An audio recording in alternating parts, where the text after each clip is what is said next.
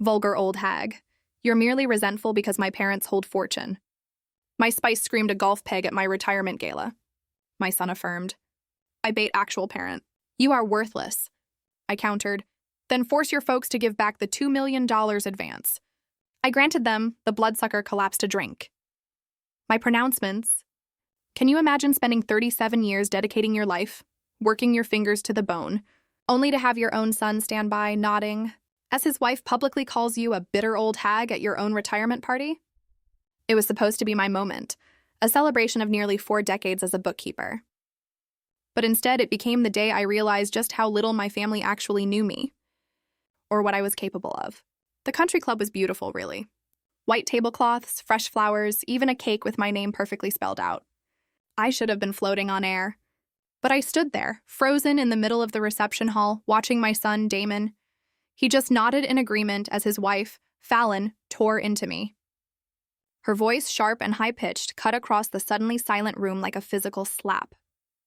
You're just bitter because my parents have money, she sneered, her perfectly manicured finger pointing at me, her designer dress glinting under the crystal chandeliers. You've always been jealous of our lifestyle. The entire room went silent. My former colleagues, my neighbors, even the catering staff just stopped. All eyes were on me. That familiar heat, the burn of pure humiliation, crept up my neck, a feeling I hadn't experienced since I was a child, scolded in front of my class. Then Damon, my son, chimed in, his tone infuriatingly casual, almost bored. Really, Mom? You're not useful anymore. Why don't you just accept that and stop trying to insert yourself into our lives? Not useful anymore. Those words echoed in my head, a cold, hard truth that twisted my gut. I looked at him. This 35-year-old man I'd raised alone after his father died when he was just 8. The boy I'd worked double shifts for, the teenager I'd sent to private school even when it meant eating peanut butter sandwiches for weeks. Fallon kept talking, her voice getting shriller with each cruel word. Honestly, Lorna, it's embarrassing how you try to keep up with us. We know you're struggling financially. Damon told me about your little apartment, your old car. It's sad, really. She turned to the crowd then, playing to them like an actress on a stage. She keeps trying to give us advice about money when she can barely afford her own groceries. It's pathetic. A murmur rippled through the room. I saw the pity in people's eyes, the way they looked away when I tried to make eye contact. Mrs. Patterson from next door actually shook her head sadly, as if I were some charity case she'd been wondering how to help.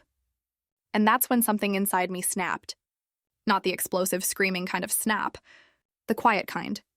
The kind that feels like a door closing forever. I took a deep breath, and I smiled. Not the fake, tight smile I'd been wearing all evening, but a real one. The kind that comes when you finally stop pretending.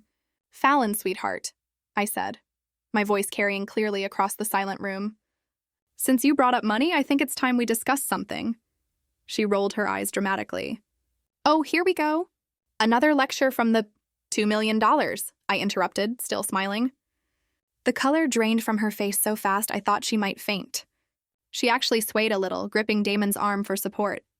What are you talking about? Damon asked, but his voice had lost all its casual confidence. I turned to address the room, just like Fallon had done. You see, everyone, Fallon's parents needed a rather substantial loan a few years back. $2 million to be exact. They were facing some financial difficulties. Fallon's mouth opened and closed like a fish out of water. You can't. I can and I am, I said pleasantly. The loan was made 3 years ago with very reasonable terms, 5% interest, to be paid back over 7 years. Of course, they've only made about 6 months of payments so far. The crowd was staring now, but no longer with pity.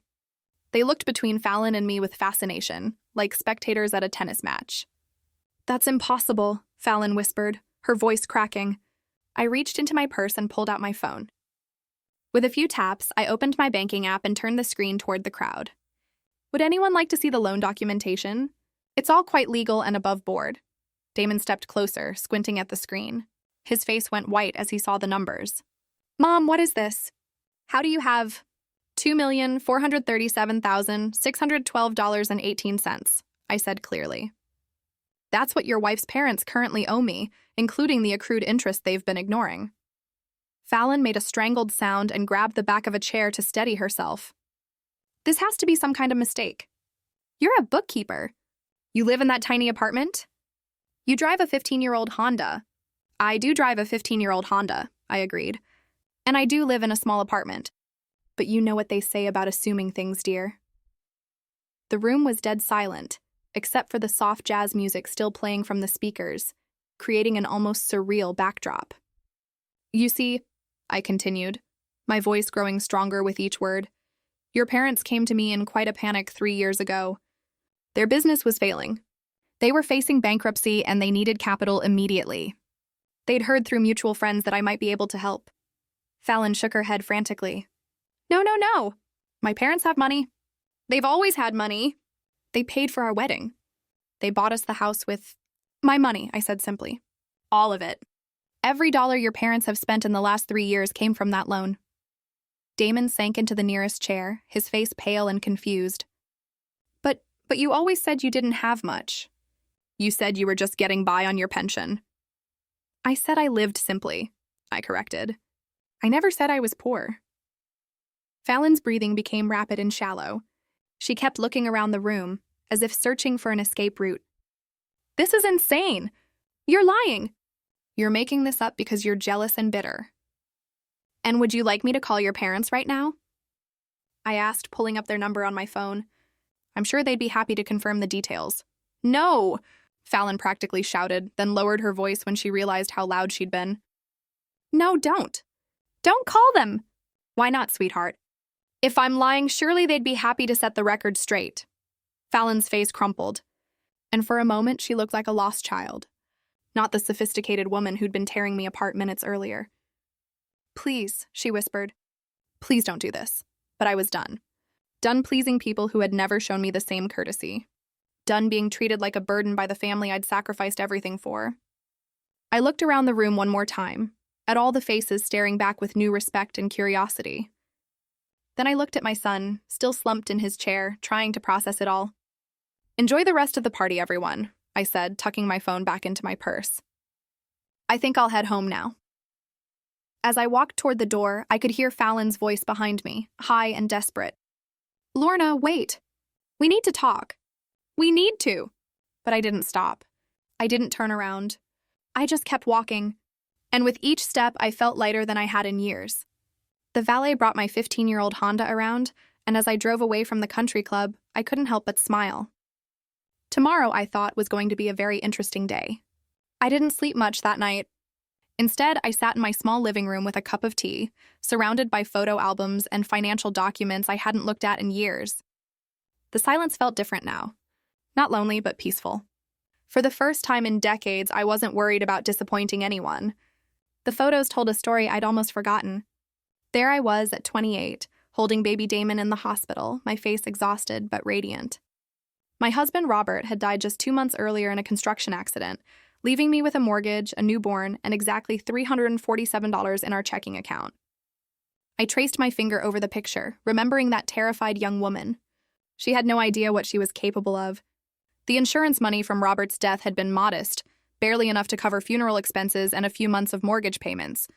Everyone told me to sell the house, move in with my mother, take whatever help I could get. But something inside me refused. This was Damon's home. This was where his father had painted the nursery walls blue, built shelves for the children's books we'd never gotten to read together. So I kept the house and found a job. Not just any job, but a position at Henderson and Associates, a small accounting firm that needed someone willing to work odd hours for lower pay. I started as a receptionist, but I watched everything, learned everything. Numbers had always made sense to me in a way that people didn't. Within 2 years, I was handling the books for 3 of their biggest clients. Within 5, I was essentially running the financial side of the business while Harold Henderson played golf and made client lunches. He paid me well enough to keep the lights on and put food on the table. But I was building something else on the side. It started small. I'd noticed inefficiencies in how clients structured their businesses, tax advantages they were missing, investment opportunities they were overlooking. I started making suggestions, quiet recommendations that saved them thousands of dollars. Word spread. Soon I was doing financial consulting in the evenings and weekends, working with small business owners who couldn't afford the big firms but needed someone who understood money. I charged modest fees and delivered exceptional results. My reputation grew. By the time Damon was in middle school, I was managing investment portfolios for a dozen local businesses. I'd incorporated my own consulting firm, kept it quiet, and funneled the profits into carefully chosen stocks and real estate investments. I lived modestly, drove used cars, and let everyone assume I was just getting by on my bookkeeper's salary. The truth was, I was building an empire, a quiet, invisible empire that no one suspected existed. I learned early that people treat you differently when they think you have money. They want things from you, expect things, feel entitled to pieces of your success. I watched wealthy clients at Henderson and Associates deal with the constant pressure from family members, the endless requests for loans and handouts. The way their children grew up expecting everything to be handed to them. I didn't want that for Damon. I wanted him to have a normal childhood, to develop his own work ethic, his own values. So I hid my growing wealth behind a facade of middle-class struggle. I shopped at discount stores, clipped coupons, complained about the cost of things the way my neighbors did. But I also made sure Damon never wanted for anything important. Private school tuition appeared magically each semester. College funds materialized when needed. And there was always money for the things that mattered. I just made it seem like I was stretching every dollar, sacrificing for his benefit. Looking back now, I can see the flaws in my plan. I was so focused on not spoiling Damon that I may have overcorrected. He grew up thinking I was barely scraping by, that every opportunity he had was the result of my struggle and sacrifice. In a way, that was true, but he never understood the scope of what I'd built, the security I'd created for both of us. When Damon graduated college with a business degree, I quietly used my connections to help him land his first job. When he wanted to start his own consulting firm, I arranged for several of my clients to become his first customers. When he decided to expand, I made sure the bank approved his loan application. He thought he was succeeding on his own merit, and in many ways, he was. I'd raised him to be smart and hardworking, but I'd also been smoothing his path in ways he never realized. Then came Fallon. I remember the first time Damon brought her home for dinner. She was beautiful in that polished, expensive way that spoke of country club memberships and European vacations. Her clothes were designer, her jewelry real, her confidence unshakable. She looked around my modest apartment with barely concealed disdain, making small comments about the quaint decor and cozy space. During dinner, she regaled us with stories about her parents' latest trip to Tuscany, their new yacht, their plans to buy a vineyard. She spoke casually about money in a way that made it clear she'd never worried about it a day in her life. When she mentioned that her father owned several car dealerships across 3 states, I understood where the wealth came from. What I didn't understand was why she seemed so determined to make me feel small. "Damon tells me you work as a bookkeeper," she said, the words dripping with barely concealed pity. "That must be challenging, making ends meet on that kind of salary." I smiled politely and said it was honest work. I didn't mention that I'd just closed a consulting deal that would net me more in 6 months than most people made in 2 years. After they left, I couldn't shake the feeling that I'd been assessed and found wanting. Fallon had looked at my small apartment, my simple lifestyle, and dismissed me as irrelevant. I told myself it didn't matter, that her opinion meant nothing. But as their relationship progressed, I began to see changes in Damon. He started making comments about my situation, asking if I needed help with bills, suggesting I might want to consider moving to a smaller place to save money. The concern in his voice was genuine, but it stung. My own son was beginning to see me through Fallon's eyes. The wedding was a spectacle that cost more than most people's houses. Fallon's parents spared no expense, flying in flowers from Holland and hiring a string quartet that had played for European royalty. I wore a simple dress from a department store and sat in the 3rd row, watching my son marry into a world that made my life seem insignificant by comparison. After the wedding, the distance grew. Damon and Fallon moved into a house that Fallon's parents had helped them buy, furnishing it with antiques and art that cost more than I'd spent on furniture in my entire life. When I visited, I felt like a tourist in a museum, afraid to touch anything. Fallon was always polite, but in the way you're polite to service providers or distant acquaintances. She'd ask about my job with feigned interest, comment on my cute car, offer to help me shop for better clothes. Every interaction left me feeling smaller, less significant. And Damon, perhaps without even realizing it, began to adopt her perspective. He stopped asking for my advice about business decisions. He stopped calling as frequently. When we did talk, the conversations felt stilted, as if he were speaking to an elderly relative he felt obligated to check on, rather than his mother. That's when Fallon's parents reached out to me. It was 3 years ago on a Tuesday evening when my phone rang with a number I didn't recognize. Margaret Wheeler, Fallon's mother, was on the other end, her voice tight with desperation. "Lorna, I hope you don't mind me calling," she said. "But we're in a bit of a situation and someone mentioned you might be able to help." The story came out in fits and starts. Bad investments, market downturns, cash flow problems that had spiraled out of control. The car dealerships were hemorrhaging money, creditors were circling, and bankruptcy was looming. They needed capital immediately, and traditional lenders had turned them down. "We heard through mutual acquaintances that you might have some resources," Margaret said carefully. "Connections, perhaps, or knowledge of private lenders." I almost laughed. Here was this woman who had looked down on me for years, calling to ask for help from the poor bookkeeper. But something in her voice stopped me. Genuine fear. The terror of losing everything she'd built, everything that defined her family's identity. I could have said no. Should have said no, probably. But I thought about Damon, about how devastated he'd be if his wife's family lost everything. I thought about Fallon for all her faults, and how this would shatter the world she'd grown up in. And maybe deep down, I thought this might be a bridge, a way to finally be seen as valuable, as someone worth respecting. "How much do you need?" I asked. The amount was staggering, $2 million. More money than most people see in a lifetime. But I had it, sitting in investment accounts that had been growing steadily for decades. We met the next day at a lawyer's office downtown. Margaret and Richard Wheeler sat across from me, their faces pale with stress and humiliation. The lawyer, a sharp woman in her 50s who specialized in private lending, walked us through the terms. 5% interest payable monthly over 7 years. Personal guarantees from both Richard and Margaret. Full disclosure to immediate family members about the loan structure, except there was no disclosure. The Wheelers made it clear they wanted to keep the details private to maintain their dignity and their daughter's respect. I understood. Pride is a powerful thing, and they'd already swallowed enough of theirs to ask for help. So we structured it as a private investment in their business, with paperwork that would only become relevant if payments were missed. To everyone else, including Fallon and Damon, it would look like the Wheelers had found an angel investor. Not that they were borrowing money from the woman their daughter treated like a charity case. The first few months went smoothly. The payments came on time, the businesses stabilized, and the Wheeler family maintained their lifestyle.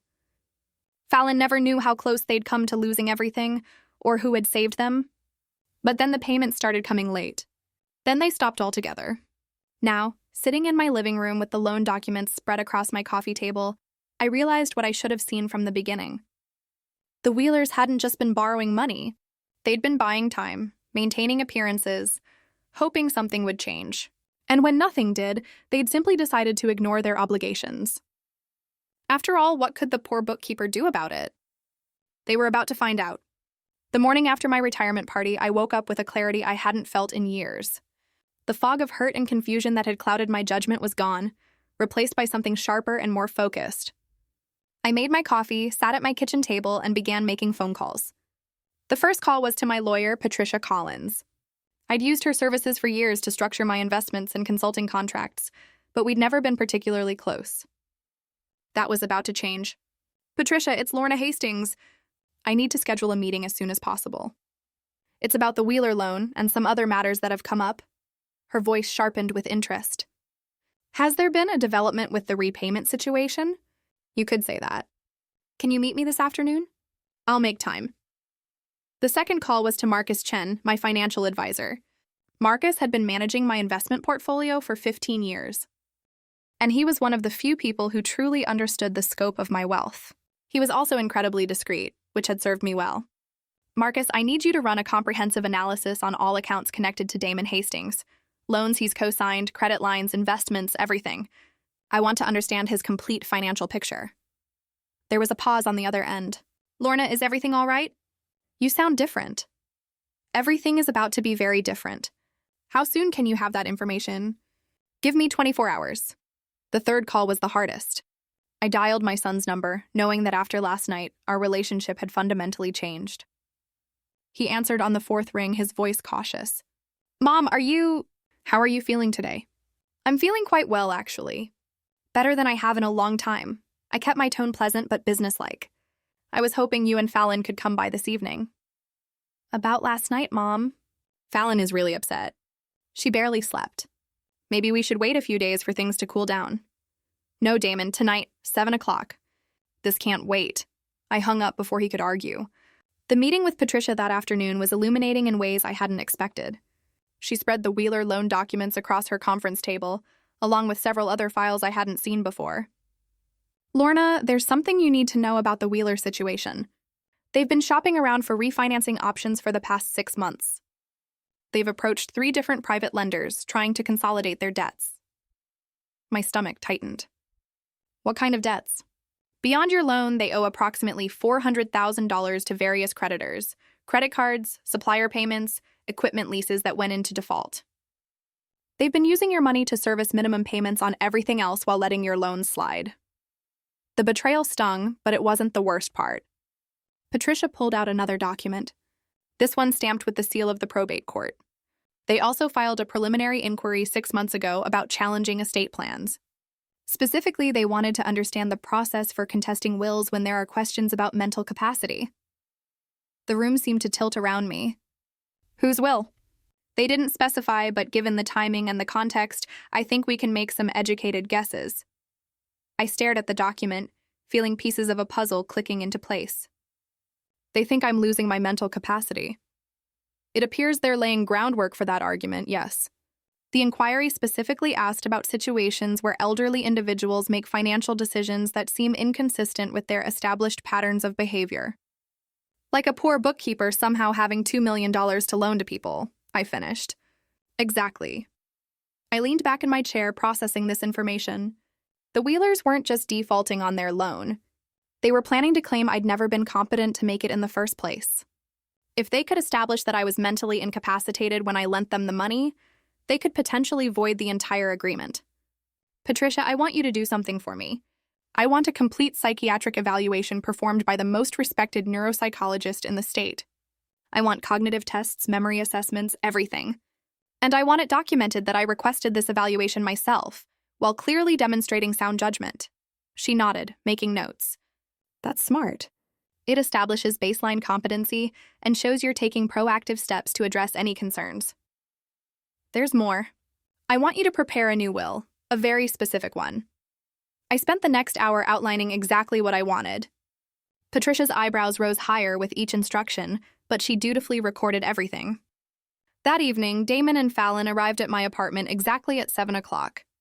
Fallon looked like she'd been crying, her usual perfect makeup slightly smudged. Damon seemed nervous, fidgeting with his car keys. Please sit down, I said, gesturing to my small living room. Can I get you anything to drink? Mom, we really need to talk about last night, Damon began immediately. Fallon's parents are very upset. They're saying you're confused about some financial arrangement, but they don't want to embarrass you by... Stop. My voice cut through his rambling like a knife. Just stop talking for a moment and listen. I walked to my desk and retrieved a folder I'd prepared. These are copies of all the loan documents between your wife's parents and myself. Every page is signed, notarized, and legally binding. I handed the folder to Damon, watching his face as he flipped through the pages. His expression shifted from skepticism to confusion to dawning realization. This is real, he said quietly. Very real. $2 million borrowed 3 years ago. Payments stopped completely 8 months ago. Current amount owed, including interest and penalties, is $2,612,418. Fallon finally spoke, her voice barely above a whisper. How do you have this kind of money? I earned it. Over 30 years of careful investing and business consulting. While you were assuming I was some pathetic old woman barely scraping by, I was building a financial portfolio that would make your parents' car dealerships look like a lemonade stand. Damon set the folder down with shaking hands. But you never said... You always acted like money was tight. You live in this small apartment. You drive that old car. Because I choose to, I corrected. Because I learned a long time ago that people treat you differently when they know you have money. They start seeing you as a resource rather than a person. I looked directly at Fallon. Your parents came to me because they were facing bankruptcy. They begged me to help them. Promised they would be faithful with payments. Swore this would stay confidential to protect their dignity. I agreed because I thought it would help my son's marriage. Fallon's face had gone completely white. They told me they found an investor, some businessman who believed in the company. I am that businessman, Fallon. I saved your parents from losing everything. I made it possible for them to maintain their lifestyle, to continue funding your expensive tastes, to keep up appearances in your social circle. Damon ran his hands through his hair, a gesture I remembered from his childhood when he was overwhelmed. I don't understand. If you have all this money, why did you let us think? Why did you let me worry about your retirement, your future security? The hurt in his voice almost broke my resolve, but I pressed on. Because I wanted you to love me for who I am, not what I have. I wanted to know that you valued our relationship, not just my ability to solve your problems with money. And now? Fallon asked, her voice hollow. I pulled out my phone and showed them a recording app. Now I know exactly what you both think of me. Last night, in front of 50 people, you called me bitter, pathetic, useless. You made it clear that you see me as a burden, an embarrassment. I played a section of audio from the previous evening, their own voices filling the small room with their harsh words. Fallon flinched as she heard herself calling me a bitter old hag. I recorded everything, I said simply. The entire conversation is documented. Damon leaned forward, his face desperate. Mom, we were upset. We said things we didn't mean. No, Damon, you said exactly what you meant. You said what you've been thinking for years. What Fallon has been telling you about me? That I'm worthless. That I have nothing to offer. That my presence in your lives is an inconvenience. I stood up and walked to the window, looking out at the city lights. What you don't know is that I've been supporting your lifestyle for years. That consulting firm you started, 3 of your first 5 clients were companies I referred to you. The bank loan for your expansion? I co-signed it quietly through a subsidiary corporation. The silence behind me was deafening. That house you live in? I helped structure the financing in ways that saved you hundreds of thousands in taxes and interest. Your retirement accounts, your investment portfolio, even Fallon's jewelry collection. All of it was made possible by advice, connections, and direct financial support that you never knew about. I turned back to face them. Damon looked stricken, while Fallon appeared to be in shock. But here's what's really interesting, I continued, my voice growing colder. I discovered today that your parents haven't just been ignoring their debt to me. They've been actively planning to have me declared mentally incompetent so they can void the loan entirely. Fallon's mouth opened and closed soundlessly. They filed inquiries with the probate court about challenging wills and estate plans. They've been laying groundwork to claim that I was mentally incapacitated when I made the loan, that I couldn't possibly have had that kind of money to lend. Damon stared at me in horror. They wouldn't. They couldn't. They absolutely could. And they were planning to, with your help. What do you mean? I pulled out the final document from my folder. This is a statement prepared by a private investigator I hired. It details conversations you've had with Fallon's parents over the past 6 months about my declining mental state and your concerns about my erratic behavior with money. Damon's face went ashen. That's not... I never said you were incompetent. I was just worried about you, about some of the decisions you were making. Like what decisions, Damon? Like living in this small apartment when you could afford better. Like driving that old car. Like not taking vacations or enjoying your retirement. It seemed like you were hoarding money irrationally, or maybe not understanding your own financial situation. The pieces fell into place with devastating clarity. So, when Fallon's parents needed character witnesses to support their claim that I wasn't mentally competent to make large financial decisions, they had your concerned observations to back them up. I didn't know, Fallon whispered. I didn't know they were planning anything like that. But you knew about the loan. Not at first. They told me last month when you stopped returning their calls about payments. They said you were confused, that you thought they owed you money, but it was all a misunderstanding. I laughed, but there was no humor in it. A $2 million misunderstanding. They said you were getting old, maybe mixing up your client's money with your own. They were trying to figure out how to handle it gently, without embarrassing you or getting you in trouble. How thoughtful of them. Damon stood up suddenly, pacing to the far side of the room. This is insane. This whole thing is insane. My mother is apparently a millionaire. My in-laws are con artists, and my wife's family has been planning to destroy you legally. That's a fairly accurate summary. He turned to face me, his expression desperate. What happens now? I looked at my son, this man I'd raised and loved and protected, who had stood by and watched his wife tear me apart because he believed I was beneath his notice. Then I looked at Fallon, beautiful and entitled and completely unprepared for the world that was about to come crashing down around her. Now, I said quietly, you both learn what it really costs to treat someone as disposable. The next morning, I began dismantling the invisible support system I'd built around my son's life with the methodical precision of a surgeon removing a tumor. Each cut was clean, calculated, and irreversible. My first stop was First National Bank, where I'd maintained business relationships for over 20 years. James Morrison, the senior vice president, greeted me with the warm familiarity reserved for clients whose portfolios commanded respect. Lorna, wonderful to see you. How was your retirement party? I heard it was quite the celebration. It was illuminating, James. That's actually why I'm here. I need to make some changes to several accounts and credit facilities. We sat in his office surrounded by mahogany furniture and photographs of James with various local dignitaries. I pulled out a folder containing loan documents and cosigner agreements that Damon had never known existed.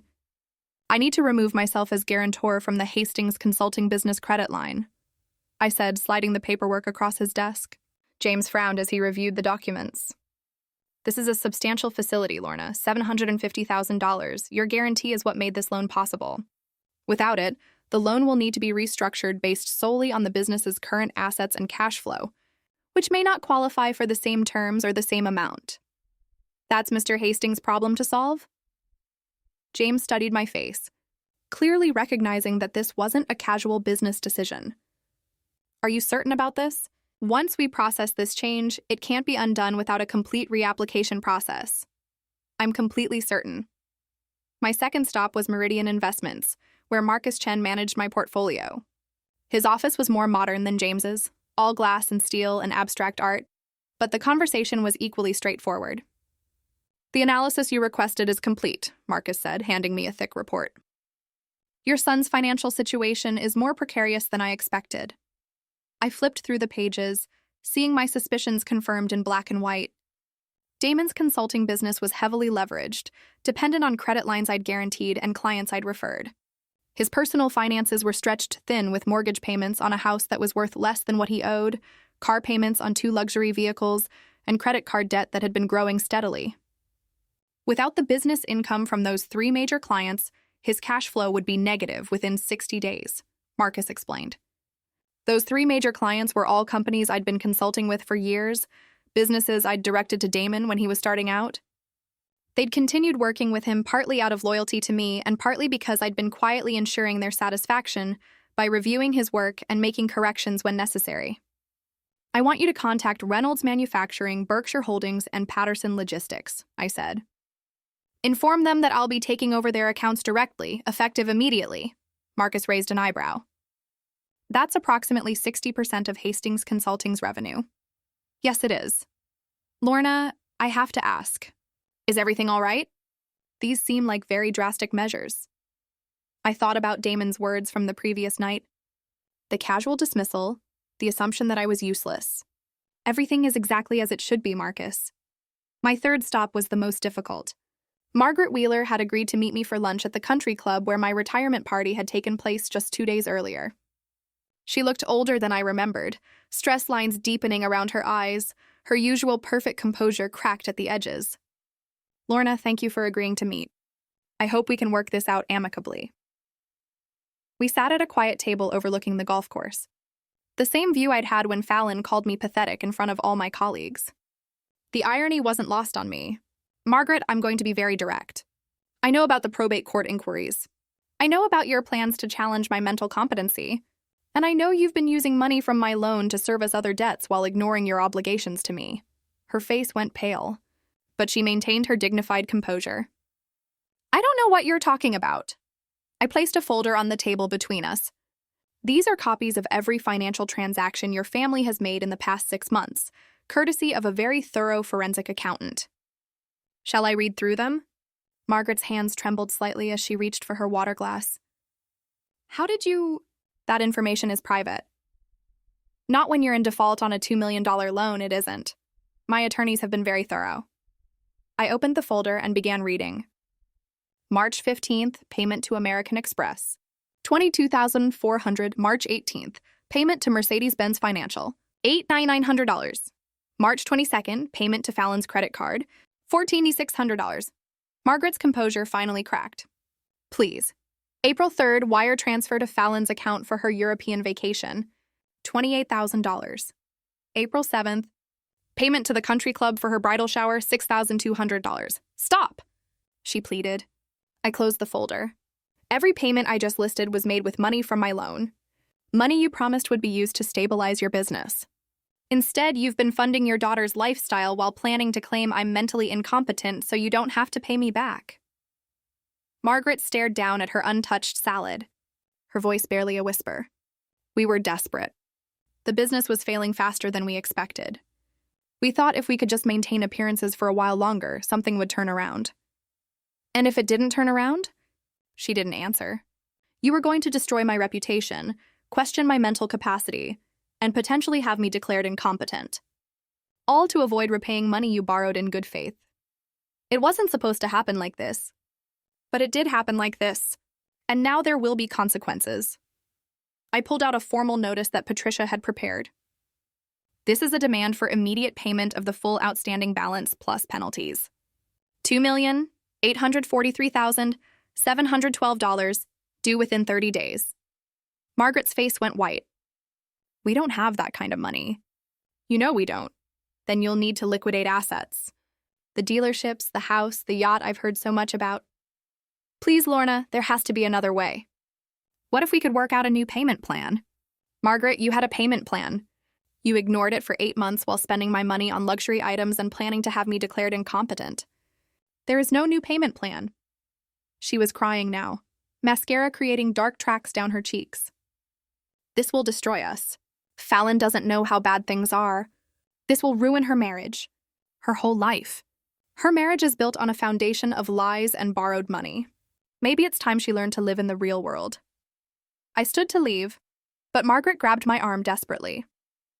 Wait, there's something else you need to know about Damon. I sat back down, curious despite myself. Fallon has been working on him for months, convincing him that you're becoming unstable.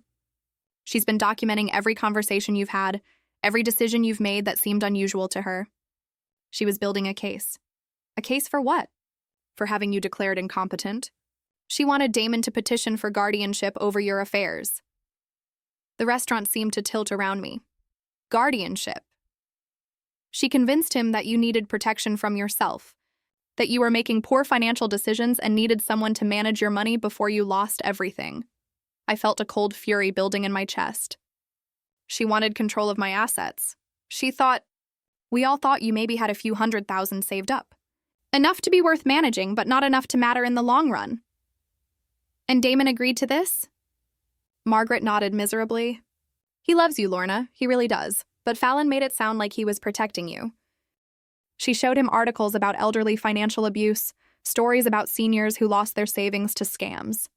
She made him believe that taking control of your finances was an act of love. I stared across the golf course, processing this information. My own son had been prepared to strip away my autonomy, to treat me like a child who couldn't manage her own affairs, all because his wife had convinced him it was for my own good. When was this supposed to happen? Soon. Fallon was waiting for one more incident. Something she could point to as evidence of declining capacity. She thought your retirement party might provide the opportunity. And it did, didn't it? My revelation about the loan. She'll claim that's proof I'm delusional. Margaret looked ashamed. That was the plan. I stood again, this time with finality. Thank you for telling me the truth, Margaret. It changes nothing about the loan. But at least now I understand the complete picture. What happens now? I looked down at this woman who had raised the daughter-in-law, systematically poisoning my relationship with my son, who had taken my money while planning my destruction. Now, I said, you face the consequences of your choices. All of you. That evening, I sat in my small apartment reviewing the events of the day. 3 phone calls had already come in from Damon. Apparently, his business credit line had been frozen pending restructuring, and 2 of his major clients had terminated their contracts. I let each call go to voicemail. The fourth call was from Fallon. Her voice was high and panicked. Lorna, we need to talk. There's been some kind of mistake with the bank, and my parents are saying crazy things about loans and money, and Damon is having problems with his business. Please call me back. We need to figure this out. I deleted the message and poured myself a glass of wine. Outside my window, the city sparkled in the darkness, full of people living their lives, making their choices, facing their consequences.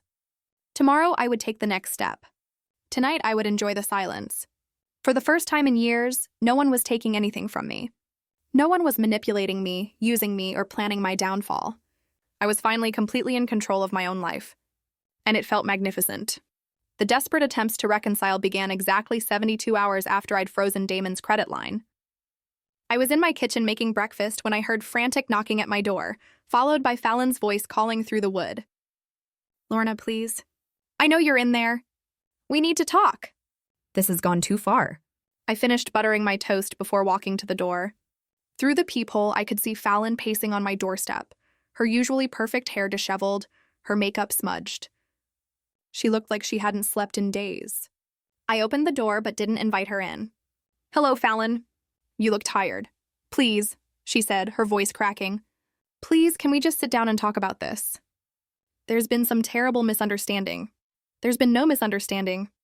Would you like me to play the recording from my retirement party again? The one where you called me a bitter old hag? She flinched as if I'd slapped her. I was upset. I said things I didn't mean. People say things when they're emotional. People reveal who they truly are when they're emotional. That's when the masks come off. Fallon's eyes filled with tears, and for a moment I almost felt sorry for her.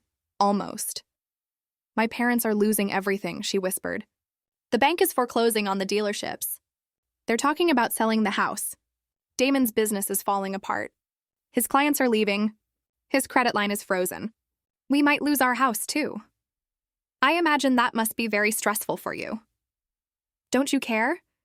Damon is your son. Don't you care what this is doing to him? I leaned against my doorframe, studying this young woman who had spent 3 years treating me like an embarrassing relative she was forced to tolerate. Tell me, Fallon, when you were planning to have me declared mentally incompetent, did you care what that would do to me? Her face went white.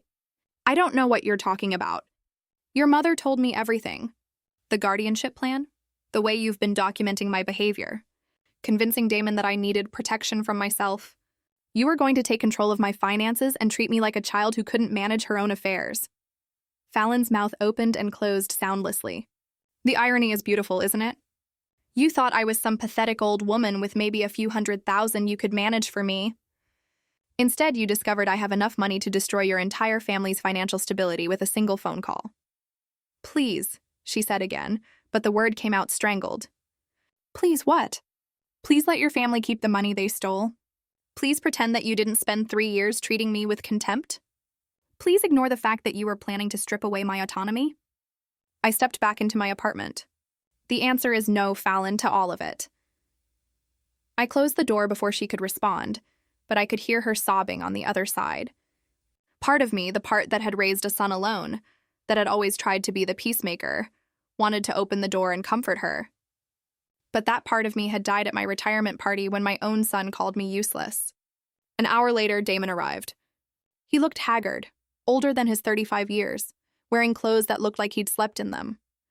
This time I did let him in, but I didn't offer him coffee or ask him to sit down. Mom, you have to stop this. Whatever point you're trying to make, I get it. You're angry. You have every right to be angry, but this is destroying innocent people.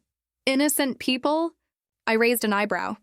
Your wife was planning to have me declared incompetent so she could control my money. Your in-laws borrowed $2 million from me and then planned to claim I was mentally unfit to have made the loan. Where exactly do you see innocence in any of this? Damon ran his hands through his hair, a gesture so familiar from his childhood that my heart clenched despite everything. I didn't know about any of that.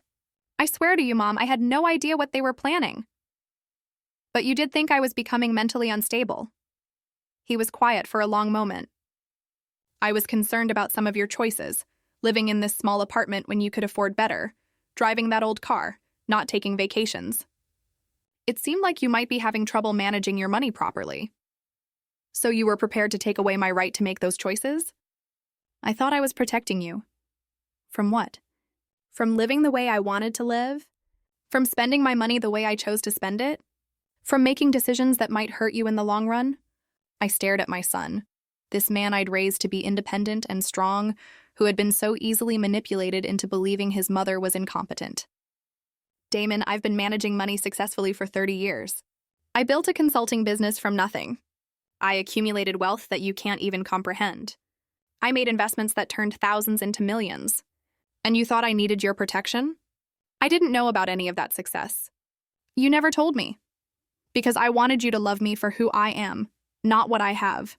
I wanted our relationship to be real. His voice cracked. It is real. Mom, I do love you. No, Damon. You love the version of me that you can feel superior to. The struggling bookkeeper who needed your concern and your management. You don't love the successful businesswoman who's been supporting your career behind the scenes for years. That's not true. I walked to my desk and pulled out a folder I'd prepared. These are copies of every favor I've done for you, every client I've referred, every loan I've guaranteed, every obstacle I've quietly removed from your path. For 15 years, I've been ensuring your success while letting you believe you were doing it all on your own. Damon took the folder with trembling hands, flipping through pages of bank documents, client referral letters, and guarantee agreements he'd never known existed. Why? He whispered. Because I wanted you to have confidence in yourself. I wanted you to believe in your own abilities. But I also wanted to protect you from failure, and now you get to find out what you can actually accomplish without my help. Mom, please. I know I've made mistakes, but I'm your son. Doesn't that mean anything? I looked at this man who shared my eyes and my stubborn chin, who had been the center of my world for 35 years. It means everything, Damon. That's why this hurts so much. Then don't do this. Don't destroy my marriage, my business, my whole life over something that can't be undone. I'm not destroying anything. I'm simply stopping my support. You're a grown man with a college degree and 15 years of business experience. If you can't maintain your lifestyle without secret help from your mother, then maybe that lifestyle was never really sustainable. What about Fallon? She made mistakes, but she loves me. She's pregnant, Mom. I felt my heart skip a beat. What? She's 8 weeks pregnant. We just found out yesterday. She's terrified about what's happening with our finances, with her parents. The stress isn't good for the baby. For a moment, the room was completely silent. A grandchild. Another chance at family, at love that wasn't tainted by manipulation and greed. Then I remembered Fallon calling me pathetic. Damon agreeing that I was useless. The guardianship papers that would have stripped away my autonomy. Congratulations, I said quietly. Mom, please, for the baby's sake, can't we find a way to work this out? I walked to the window, looking out at the city that had been my home for so many years. Somewhere out there, Margaret and Richard Wheeler were probably meeting with bankruptcy attorneys. Somewhere else, Fallon was crying over bank statements and foreclosure notices. I'll make you a deal, I said finally. Damon's face lit up with hope. Full repayment of the Wheeler loan within 60 days. $2,843,712. His face fell. You know they don't have that kind of money. Then they'll need to liquidate assets. Houses, businesses, investments, jewelry, everything. That will leave them with nothing. They'll have their health and their freedom. That's more than they were planning to leave me with. What about my business? What about the guarantees you withdrew? Your business succeeds or fails based on your own merit now. No more help from me. And us? What about our relationship? I turned back to face him, memorizing his features as if I might never see him again. That depends entirely on you, Damon, whether you can love and respect the real me, not just the version you thought you could control. He was crying now, silent tears streaming down his face. I never wanted to control you. I thought I was helping. I know you did. That's what makes this so tragic. After he left, I sat in my quiet apartment as the afternoon faded into evening. The silence felt different now, heavier. I was getting what I demanded: respect, recognition, consequences for those who had wronged me. But the cost was higher than I'd anticipated. A grandchild was coming, and I might never know him or her. My son might never forgive me for this. The family I'd spent 35 years building and protecting was crumbling around me. But for the first time in years, no one was taking advantage of me. No one was manipulating me or planning my downfall. I was finally free to be exactly who I was, without apology or explanation. The question was freedom worth the price of being alone? I poured myself a glass of wine and watched the sun set over the city, knowing that tomorrow would bring new challenges, new choices, new consequences. But tonight I was simply Lorna Hastings, successful businesswoman, millionaire, survivor. And that would have to be enough. 6 months later, I stood in the lobby of the Meridian Tower, wearing a tailored navy suit that cost more than most people's monthly salary. The marble floors gleamed beneath my feet, reflecting the crystal chandeliers that cast warm light across the space. This was my building now, one of 3 commercial properties I'd purchased in the past month. The elevator carried me to the 15th floor, where glass doors bore the inscription, Hastings Financial Consulting, Private Wealth Management. My new office occupied the entire floor, with floor-to-ceiling windows offering a panoramic view of the city I'd called home for so many years. My assistant, Claire, a sharp woman in her 40s who'd come highly recommended, greeted me with my morning schedule. "Good morning, Mrs. Hastings. You have the Peterson consultation at 10 o'clock, lunch with the Mayor's Economic Development Committee at noon, and the Forbes interview at 3. "Thank you, Claire. Any messages?" "Several. Your lawyer called about the Wheeler bankruptcy proceedings. Everything is finalized. Your accountant needs to review some tax implications for the new acquisitions. And," she hesitated, "your son called again. That's the 4th time this week." I nodded, taking the message slip without looking at it. Hold my calls until after the Peterson meeting. The transformation had been gradual at first, then sudden. After Damon left my apartment that day, I'd made a decision that changed everything. I was done hiding who I was. Within a week, I'd hired the best image consultant in the city, updated my wardrobe, and had professional photographs taken. I'd registered Hastings Financial as a full-service wealth management firm and begun reaching out to the network of contacts I'd built over 3 decades. The response was immediate and overwhelming. Apparently, whispers of the mysterious investor who'd been making smart money moves behind the scenes had been circulating for years. When I emerged from the shadows, clients lined up to work with the woman who quietly built a fortune while maintaining the discretion they valued. My first major coup was convincing 3 family trusts worth a combined $800 million to move their portfolios to my firm. Word spread quickly through the wealthy circles of the city. Lorna Hastings was the real deal. The Wheeler bankruptcy had been swift and brutal. Unable to meet my payment demands, they'd been forced to liquidate everything. The car dealerships sold to a competitor for cents on the dollar. The house went to pay creditors.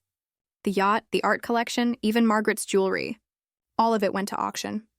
They'd moved to a modest apartment across town, both taking jobs they were overqualified for, but desperate to have. Richard worked as a sales manager at a used car lot owned by his former competitor. Margaret worked part-time at a real estate office, showing houses she could never afford to live in again. Fallon had been devastated. The pregnancy had been difficult, complicated by stress and the dramatic change in her circumstances. She'd lost the designer clothes, the spa treatments, the lifestyle that had defined her identity. Worst of all, she'd had to watch her parents' humiliation, knowing it was partially her fault. Damon's business had struggled initially after losing my support, but he'd proven more resilient than I'd expected. He downsized, moved to a smaller office, and focused on building genuine relationships with clients rather than relying on my referrals. It was harder work, less profitable, but more honest. They'd sold the house I'd helped them buy and moved to a modest 3-bedroom in a middle-class neighborhood. Damon drove a used sedan instead of his luxury car. Fallon shopped at Target instead of Nordstrom. But they were surviving. The baby had been born 3 months ago, a healthy daughter they'd named Emma. The birth announcement had been simple, sent by mail with a small photograph. No elaborate celebration, no expensive gifts from grandparents. Just a quiet welcome for a new life entering an uncertain world. I'd stared at that photograph for a long time, memorizing my granddaughter's tiny features, wondering if I'd ever hold her, ever know her laugh, or comfort her tears. The Forbes interview that afternoon was supposed to focus on my business success, but the journalist was more interested in the personal story. "You've become something of a legend in financial circles," she said, her recorder capturing every word. "The bookkeeper who secretly built an empire. What drove you to keep it hidden for so long?" I considered the question carefully. "I learned early that people's perception of you changes when they know you have money. They start seeing you as a resource rather than a person. I wanted my relationships to be based on who I was, not what I had. And did that strategy work?" I smiled, but there was sadness in it. It revealed exactly what my relationships were really worth. You've been estranged from your son for 6 months now. Do you have any regrets about how you handled the situation? I regret that it was necessary. I don't regret standing up for myself. What would it take for reconciliation? I thought about that question long after the interview ended. What would it take? An apology would be a start, but not enough. Real change, genuine respect, acknowledgement of the damage that had been done. Those things took time to develop and even longer to prove. That evening, I was reviewing acquisition proposals in my penthouse apartment. I'd finally moved out of my modest rental when my doorman called. "Mrs. Hastings, there's a young woman here with a baby. Says she's your daughter-in-law. Should I send her up?" I hesitated for a long moment. Yes, send her up. 5 minutes later, I opened my door to find Fallon standing in my hallway, holding a pink bundle in her arms. She looked different, older, more tired, but somehow more real. Her hair was pulled back in a simple ponytail. She wore jeans and a sweater instead of designer clothes, and there was something in her eyes that hadn't been there before. Humility. "Hello, Lorna. Thank you for seeing me." "Come in." She walked into my new living room, taking in the expensive furniture, the original artwork, the floor-to-ceiling windows with their stunning view. But her attention quickly returned to the baby in her arms. "This is Emma," she said quietly. "Your granddaughter." I stared down at the sleeping infant, feeling my heart constrict with a longing I'd been suppressing for months. She had Damon's nose and what looked like my chin. "She's beautiful. Would you like to hold her?" With trembling hands, I reached for my granddaughter. She was so light, so perfect, so completely innocent of all the pain and betrayal that had brought us to this moment. "I owe you an apology," Fallon said, her voice barely above a whisper. "Not just for what I said at your party, but for everything. For the way I treated you. The way I convinced Damon to see you as a burden instead of the remarkable woman you are." I looked up from the baby to study Fallon's face. The arrogance was gone, replaced by something that looked like genuine remorse. "I was spoiled and entitled and cruel," she continued. "I thought money and status were the only things that mattered. I looked down on you because I thought you had less than me, and I was threatened when I discovered you had more. And now I understand what my parents did to you, what I participated in doing to you. We took advantage of your generosity and your love for Damon. We planned to take away your autonomy. We treated you like you were disposable." She was crying now, silent tears that she didn't try to wipe away. "I know you have every right to hate me. I know I don't deserve your forgiveness, but I wanted you to know that I understand now how wrong I was, and I wanted you to meet your granddaughter." I held Emma closer, breathing in that sweet baby scent, feeling her tiny heartbeat against my chest. "What does Damon know about this visit?" "Nothing. He doesn't know I'm here. He thinks you'll never forgive us, that we've lost you forever. And what do you think?" Fallon was quiet for a long moment. "I think that would be fair. But I hope maybe someday you might give us a chance to earn your trust back. That would take time. Years, probably. I know. And it would require real change, not just words. Actions. Proof." "I understand." Emma stirred in my arms, making soft baby sounds. I looked down at her perfect face and felt something shift inside me. The anger was still there, the hurt, the betrayal. But love was there too. Not for Fallon, not yet. But for this innocent child who deserved better than the legacy of pain her family had created. "I'm not ready to forgive," I said finally. "I may never be ready, but I am ready to consider the possibility that people can change." Fallon's face lit up with hope. "Small steps," I warned. "Supervised visits with Emma, family counseling with Damon, complete transparency about your finances and decisions. And if there's ever another betrayal, any attempt to manipulate or take advantage, it ends permanently." "Yes," she said immediately. "Yes, absolutely." "And Fallon," I added, "I'm not the same woman who used to hide her success to make others comfortable. I won't pretend to be less than I am ever again. If we're going to rebuild this relationship, it will be with full honesty about who we all really are." She nodded, wiping her tears. "I wouldn't want it any other way." As she prepared to leave, I made a decision that surprised even me. "Fallon," she turned back hopefully, "tell Damon he can call me. Not to apologize or make excuses, but to talk about Emma, about being grandparents. About what comes next. Her smile was radiant. I will. Thank you. After they left, I stood in my beautiful apartment, surrounded by all the symbols of my success, holding a small pink blanket that still smelled like baby powder. The silence felt different now, not empty, but full of possibility. I'd learned that liberation wasn't just about breaking free from those who'd wronged me. It was about choosing who to let back in, on what terms, and with what expectations. Tomorrow, Damon would call. We would have difficult conversations about trust and forgiveness, and the long road back to being a family. It wouldn't be easy, and there would be no guarantees. But for the first time in months, I felt something I'd almost forgotten. Hope. The city sparkled beyond my windows, full of people making their own choices, facing their own consequences, rebuilding their own lives. And somewhere in that vast tapestry of human experience, my granddaughter was sleeping peacefully, dreaming baby dreams in a world where her grandmother was finally, completely, authentically herself. That was enough. That was everything. Now I'm curious about you who listened to my story. What would you have done in my place? Have you ever faced something like this? A moment where you had to choose between family and self-respect? Tell me what you think. I really want to know.